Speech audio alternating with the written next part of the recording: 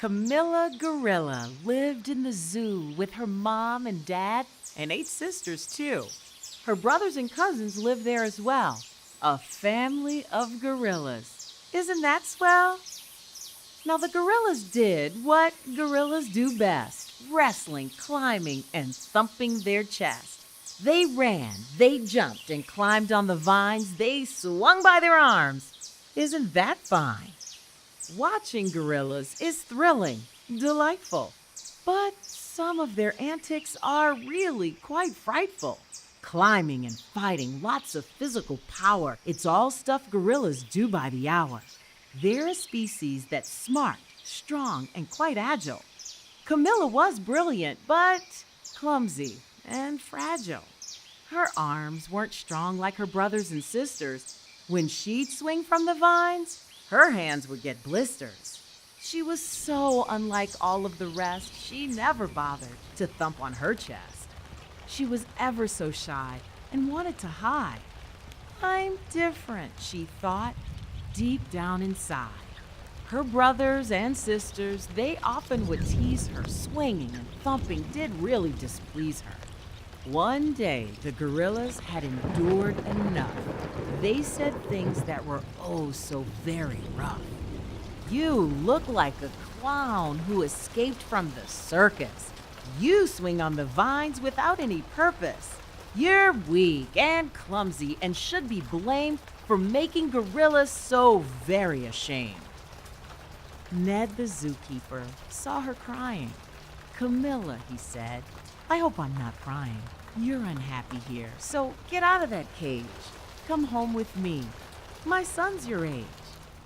Camilla met Malcolm, the zookeeper's son, who asked her to listen to something quite fun.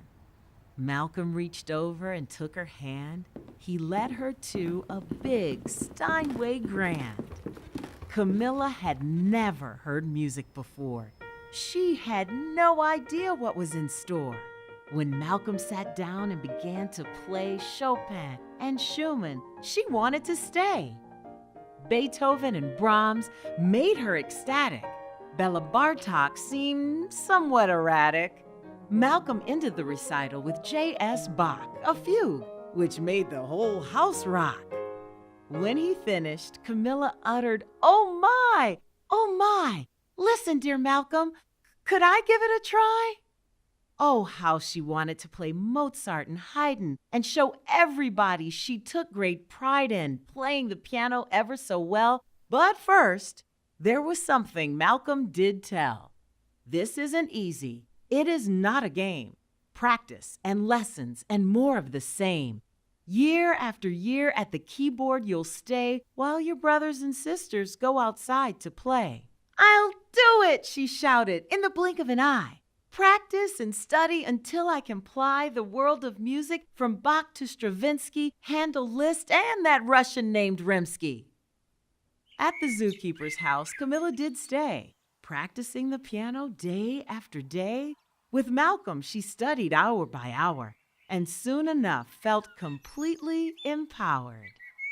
Her brothers and sisters, their teases and taunts, and the negative words from her uncles and aunts, she no longer remembered. And now, deep down inside, Camilla Gorilla felt no need to hide. Malcolm one day bought her a gift. Ravinia tickets did give her a lift. Camilla so loved to sit on the lawn, listening to music till the evening was gone. She went back to Ravinia time and again, and soon enough made plenty of friends. Boys and girls, they were all her age. Someday, she said, "I'll play on that stage." Malcolm grew up and soon left home. As a concert pianist, he tended to roam. Recitals and concerts all over the place, Paris, London. It was quite a pace. Then one day, he returns to town, and on his face, a serious frown. "I've broken my arm and cannot do a benefit concert for the zoo. I've let everyone down. I'm a real disgrace. So Camilla, please take my place.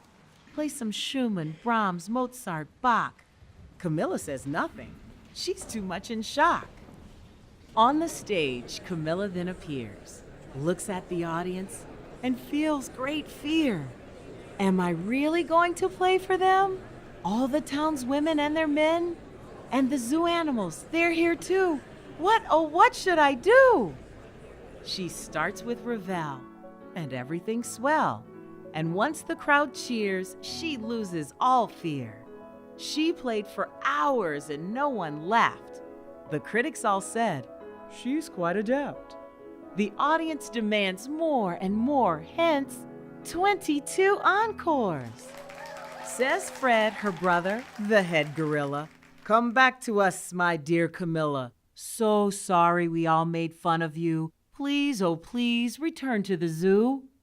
But Camilla now has a big career, playing concerts far and near. London, Paris, Madrid, and Rome. But once a year, she heads for home and plays for everyone at the zoo, brothers, sisters, and parents too. The lesson here, one must think, is that everyone is distinct. No one should we ever scorn for being different than the norm. Everyone deserves their due, respect, and understanding too. Camilla Gorilla was written by Jack Zimmerman and illustrated by Sharon Lomasney. I'm Jeanne Sparrow, and no animals were harmed in the making of this video.